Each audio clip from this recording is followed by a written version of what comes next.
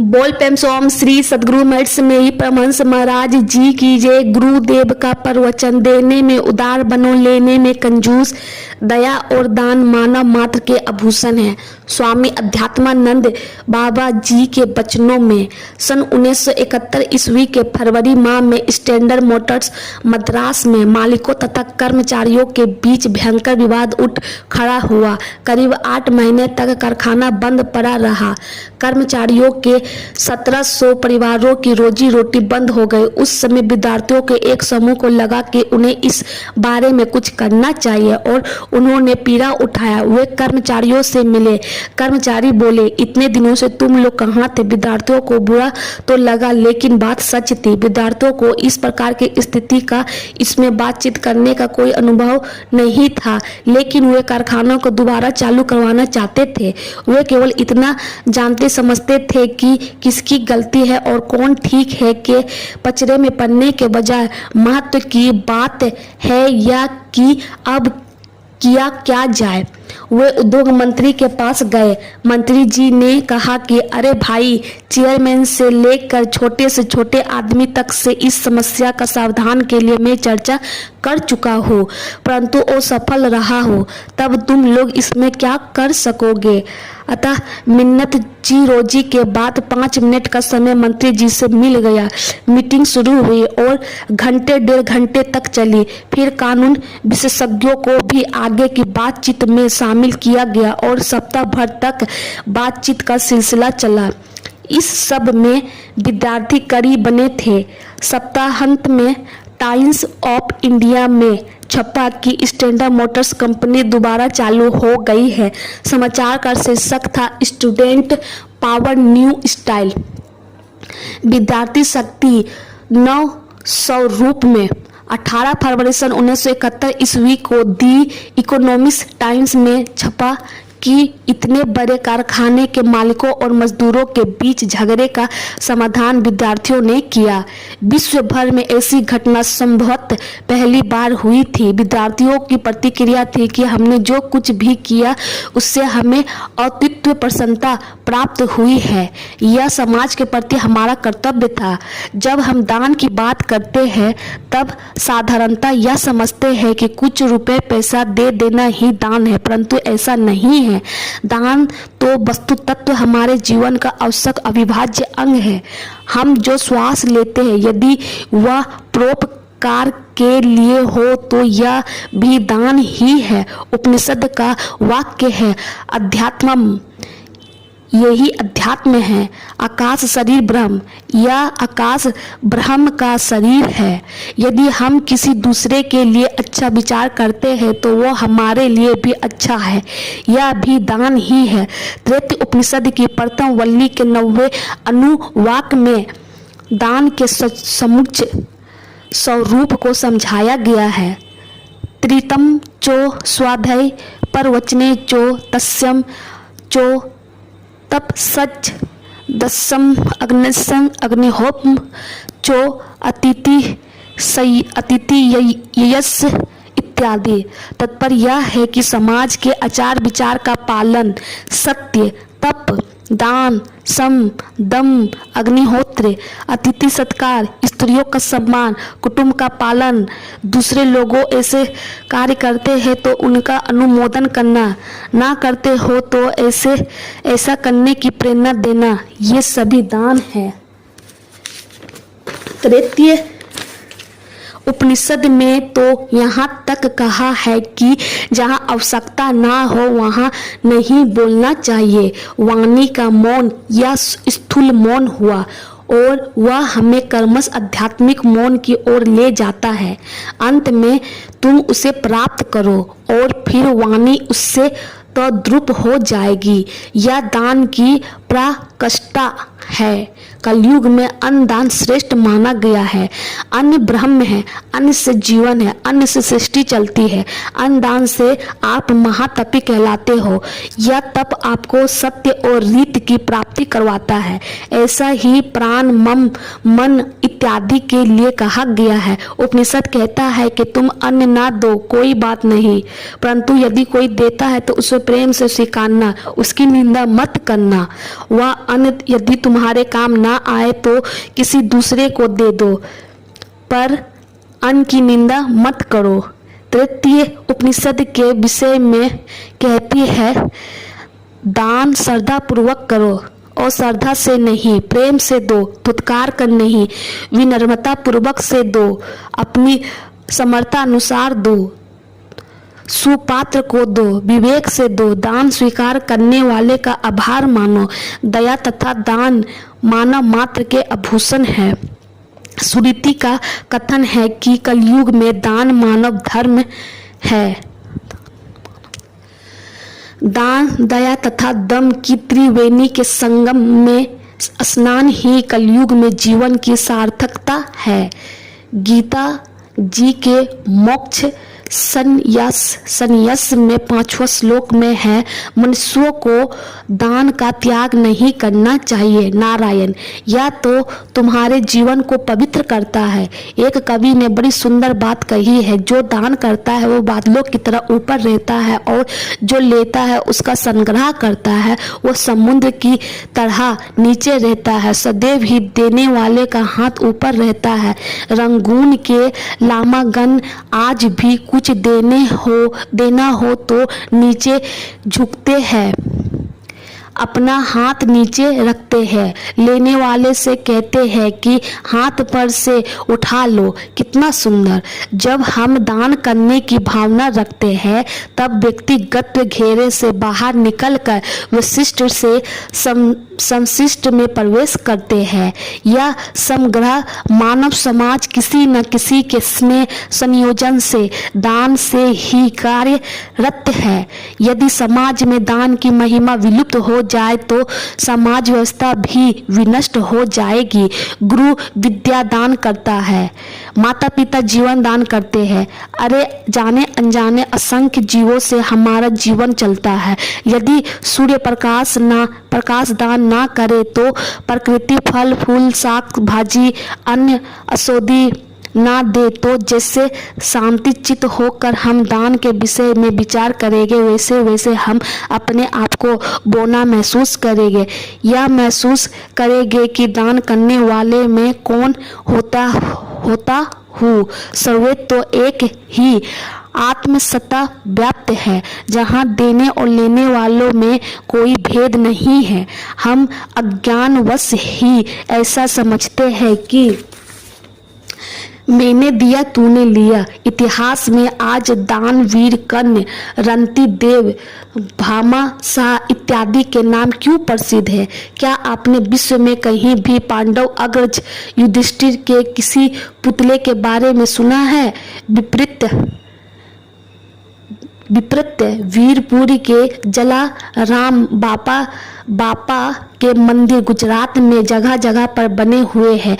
आखिर क्योंकि उन्होंने अपनी पत्नी का दान एक संत की सेवा करने के लिए कर दिया था, जबकि युधिष्ठिर ने अपनी पत्नी को जुए में दाव पर लगा दिया था।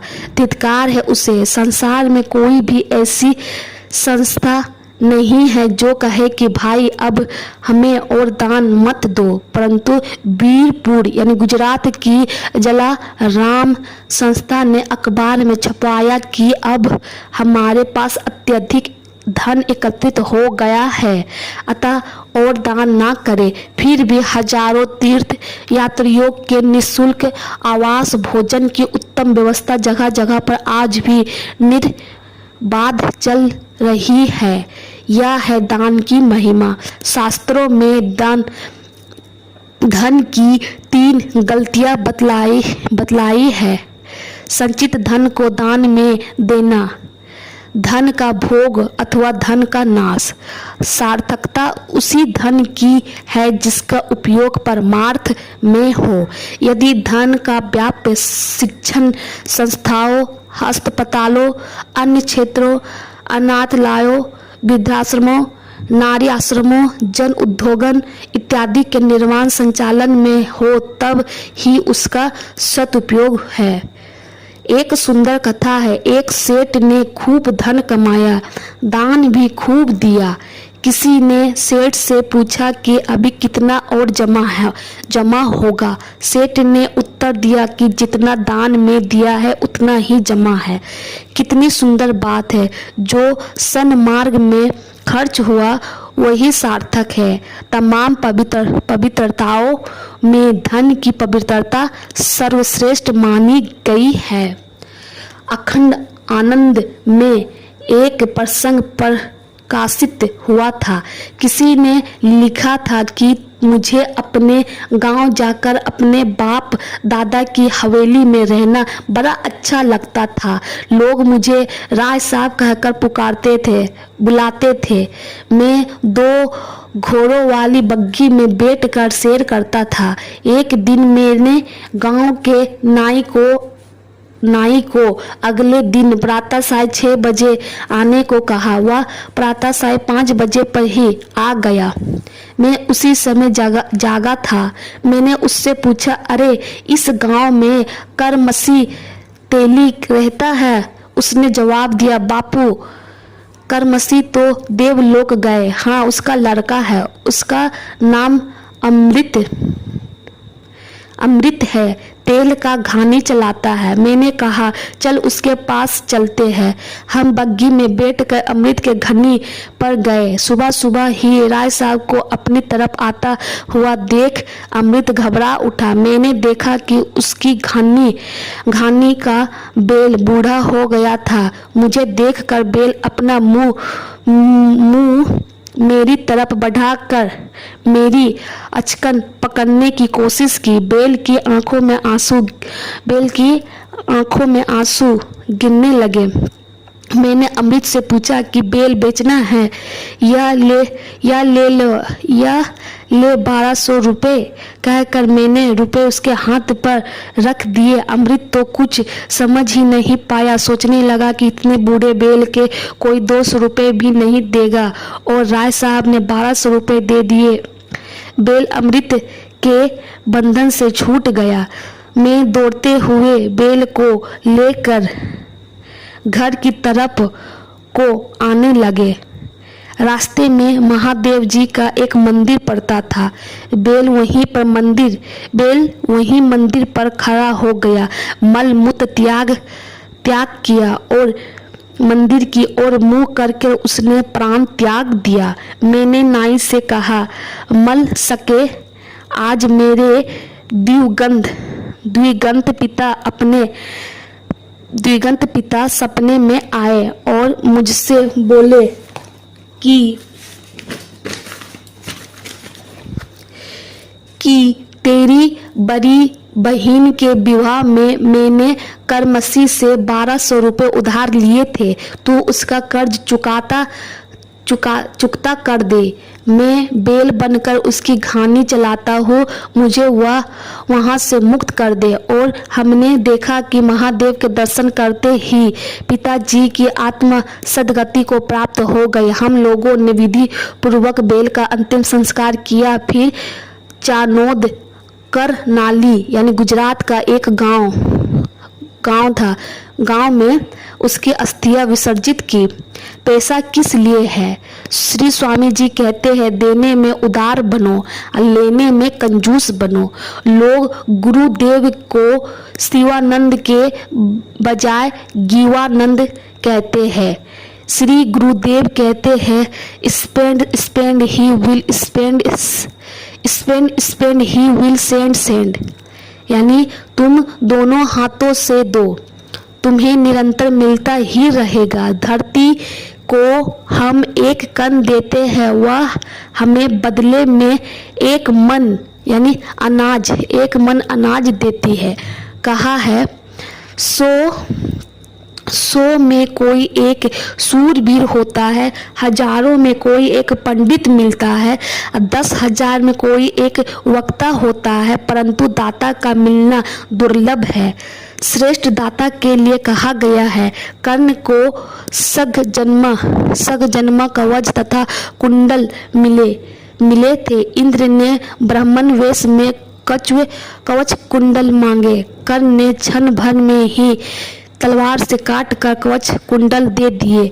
कवच कुंडल अर्थात अमरता तथा उनको दे देना अर्थात मृत्यु। इस सत्य को जानते हुए भी कर्ण ने अपनी दानवीरता की आन को छोड़ा नहीं। शरणागत वत्सल शिवी ने एक कबूतर की प्राण रक्षा के लिए अपनी शरीर से मांस काट कर दे दिया।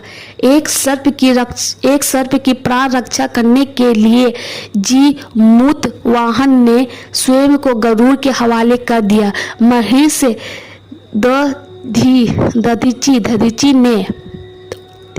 दधीची ने अपनी अस्थियां ब्रज बनाने हेतु इंद्र को दान की थी। अपने जीवन को समर्पित कर देने की यह भावना अद्भुत है, अनोखी है। श्रीमद् भागवत गीता के श्रद्धा त्रय विभाग योग में सात्विक, राजसी तथा तामसी दान का वर्णन है। की वंदित है कि कबीर दान करते समय अपना सिर इतना नीचे झुका लेते थे कि लेने वाले को देख ना सके। ऐसा करने में उन्हें कोई संकोच नहीं हुआ।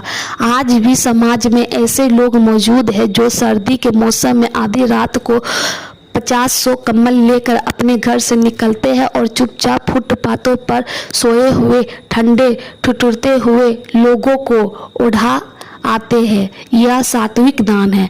ईश्वर की सेवा अर्चना समझकर मनुष्य अथवा पशु पक्षियों की सेवा सहायता करना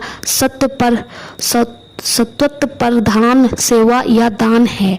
गुजरात में भूकंप आया, महाविनाश हुआ। चारों ओर से अतुलित अनाज, वस्त्र तथा अन्य सामान अपने आप आने लगे। कहीं कोई विज्ञापन नहीं हुआ था, स्वतः ही लोग देने लगे। यही सेवा है, यही पूजा है। देश काल पात्र का कोई विचार नहीं। यह सात्विक दान है। श्री गुरुदेव स्वामी शिवानंद जी महाराज कहते हैं कि ज्ञान दान श्रेष्ठ दान है। इसलिए उन्हें स्वयं को जो ज्ञान प्राप्त होता है उसे रोज का रोज लिखते थे। सुबह, दोपहर, शाम और रात को 4-4 घंटे लेखन कार्य करते थे। एक साथ उनकी 4 पुस्तकें प्रकाशित होती। छपने के बाद एक सप्ताह भर में ही ये पुस्तकें विभिन्न पुस्तकालयों, कॉलेजों, स्कूलों, भक्तों, विद्वानों, व्यक्तियों इत्यादियों के पास प्रसाद रूप में भेज दी जाती थी। यह सात्विक दान है। राजसी दान के विषय में कहा गया है कि राजसी दान में भावना यह रहती है कि मैं किसी को कुछ दूंगा तो वह भविष्य में मेरे कुछ काम आएगा। जिस तरह से व्यापारिक संस्था प्रतिवर्ष डायरिया, कैलेंडर इत्यादि वितरित करते हैं, उसके पीछे लाभ प्राप्ति की भावना है। यह राजसी दान है। मान बड़प्पन में दे, प्रतिष्ठा बनाए रखने के लिए दे, किसी के हट अथवा धमकी देने पर दे, घर के सामने कोई अनशन पर बैठ जाए उसे दे, लाचारी में दे तो राजसी दान हुआ। जो दान अनिश्चय पूर्वक दिया जाए वह राजसी दान है। इसी प्रकार तामसी दान के बारे में कहा गया है। कसाई को गाय दान में नहीं दी जाती।